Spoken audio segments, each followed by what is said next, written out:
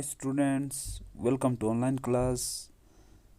तो online class में आप लोगों का वेलकम करता हूं। तो जैसे कि हम अभी पढ़ रहा है chapter number 3 atoms and molecules class 9 का केमिस्ट्री का, ये हमारा तीसरा चैप्टर है। ठीक है, तो इसमें हम एटम्स और मॉलिक्यूल्स की रिगार्डिंग पढ़ रहा है।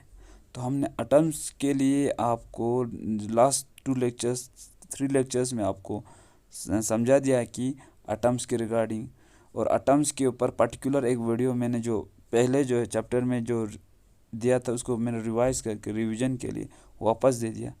तो उसमें आप लोगों ने पढ़ा भाई एटम्स है क्या चीज़। ठीक है, अब हमारा आज का क्वेश्चन होगा how do atom exist. Atom कैसे एग्जिस्ट होगा। अब आगे आप उसका डिफिनेशन कुछ इस अंदाज से लिख सकता है। Atom of the most elements are not able to exist independently. अब लोगों को पता है atom of the most elements का जो एटम होता है ना, वो इंडिपेंडेंट एग्जिस्ट नहीं होता है।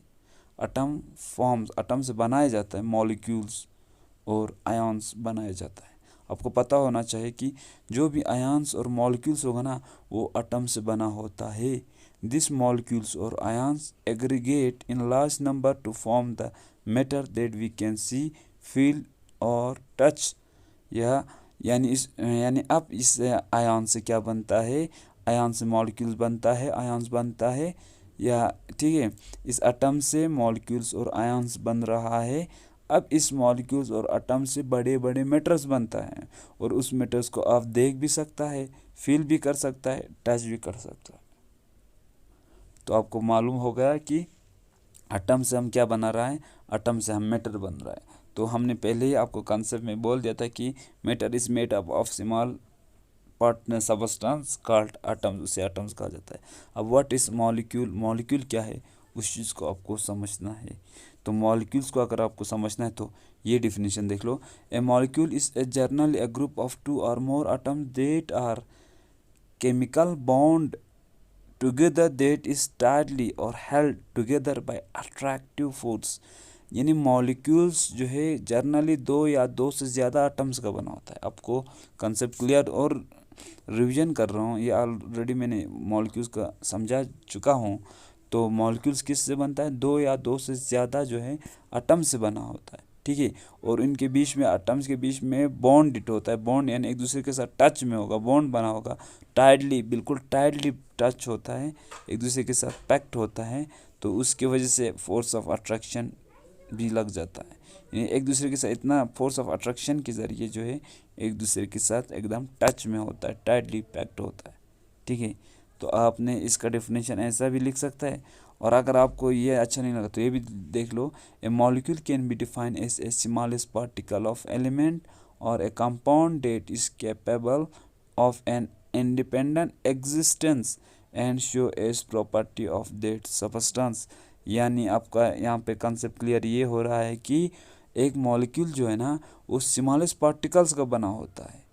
ठीक है, ऑफ एटम्स की, यानी that means atoms of elements. A molecule is defined as a smallest particle of elements. यानी मॉलिक्यूल छोटे पार्टिकल्स का बना होता है, एटम्स का जो एलिमेंट्स का होता है। A compound that is capable of independent existence. पर वो जब मॉलिक्यूल की शक्ल में होगा, या ठीक है, तब वो क्या होगा, इंडिपेंडेंट एग्जिस्टेंस होता है। यानी एटम्स खुद जो है इंडिपेंडेंट एग्जिस्टेंस नहीं होता है, पर मॉलिक्यूल जो है इंडिपेंडेंट एग्जिस्टेंस होता है। ठीक है, यानी ये न्यूट्रल होता है। जरिए इसका मतलब यहाँ पे इंडिपेंडेंट एग्जिस्टेंस यानी न्यूट्रल। ठीक है, ये न्यूट्रल हो सकता है। Show on the property of that substance. अब जो है सबस्टेंस की प्रॉपर्टी के हिसाब से आपको मालूम हो जाएगा। ठीक है, तो यहाँ से आपका कंसेप्ट क्लियर है कि आपको समझना है कि मॉलिक्यूल जो है न्यूट्रल भी हो सकता है। ठीक है, यानी ये इंडिपेंडेंट एग्जिस्टेंस हो सकता है। एटम्स का क्या होता है, एटम्स की नंबर ऑफ इलेक्ट्रॉन्स के ऊपर डिपेंड रहता है कि वो न्यूट्रल्स होगा कि नहीं, क्योंकि नंबर्स ऑफ इलेक्ट्रॉन्स के हिसाब से उस एटम में क्या है क्या नहीं, क्यों जो है या लॉस करेगा या गेन करेगा, उसके ऊपर डिपेंड रहता है कि या न्यूट्रल हो उसके एटम्स के जो है शेल्स के अंदर कांस्टेंट हो। अब व्हाट इज मॉलिक्यूल, मॉलिक्यूल्स, अब जो है मॉलिक्यूल्स ऑफ एलिमेंट के रिगार्डिंग बात करना है, यानी एलिमेंट के अंदर जो मॉलिक्यूल्स होता है, मॉलिक्यूल्स ऑफ एलिमेंट्स, तो कितना होता है वो हमें देखना है। The molecules of elements are constituent by the same type of atoms. कोई भी एलिमेंट्स का अगर मॉलिक्यूल का हम बात करें तो वो एक ही किस्म का एटम्स का बना होता है। Molecules of many elements such as argons helium extras are made up of only one atoms of that elements. अगर देखा जाए तो ख़ास तौर पर आर्गन्स और हीलियम का हम बात करें तो उनके अंदर जो भी मतलब एटम्स होता है ना, वो सिंगल होता है, एक ही एटम्स होता है इन एलिमेंट के अंदर। मॉलिक्यूल्स एक ही एटम्स का बना होता है, but this is not case with most of the non metals. For example, मगर हम बात करें तो नॉन मेटल्स का, तो एग्जांपल कह रहा है कि एग्जांपल के थ्रू मैं आपको समझा रहा हूँ कि जैसे कि ऑक्सीजन है, ऑक्सीजन में कंसिस्ट जो है एक मॉलिक्यूल के अंदर, अब हम यहाँ पे बात कर रहे हैं ना कि एलिमेंट्स का मॉलिक्यूल्स के अंदर कितना नंबर ऑफ एटम्स होता है। तो ऑक्सीजन एक एलिमेंट है नॉन मेटल, फॉर एग्जांपल, कि उसके अंदर 2 एटम्स होता है उसकी मॉलिक्यूल्स के अंदर।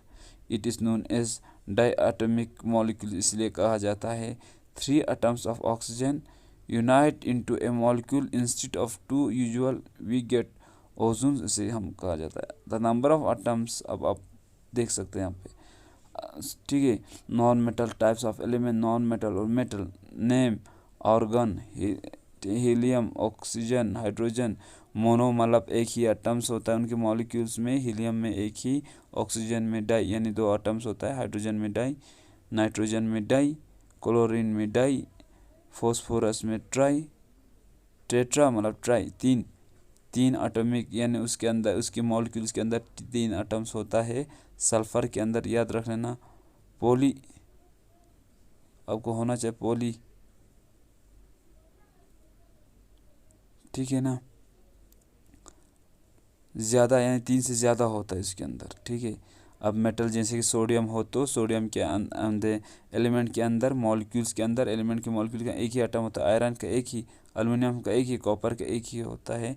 नेक्स्ट लेक्चर में हम आपको मालूम हो चुका होगा अब कि मेटल और नॉन मेटल किस में मॉलिक्यूल्स के अंदर सिंगल एटम्स होता है। अब इसको वीडियो को लाइक करिए, सब्सक्राइब करिए, ठीक है, और शेयर भी कर लेना। Thank you. नेक्स्ट लेक्चर में फिर मिलते हैं, बाय।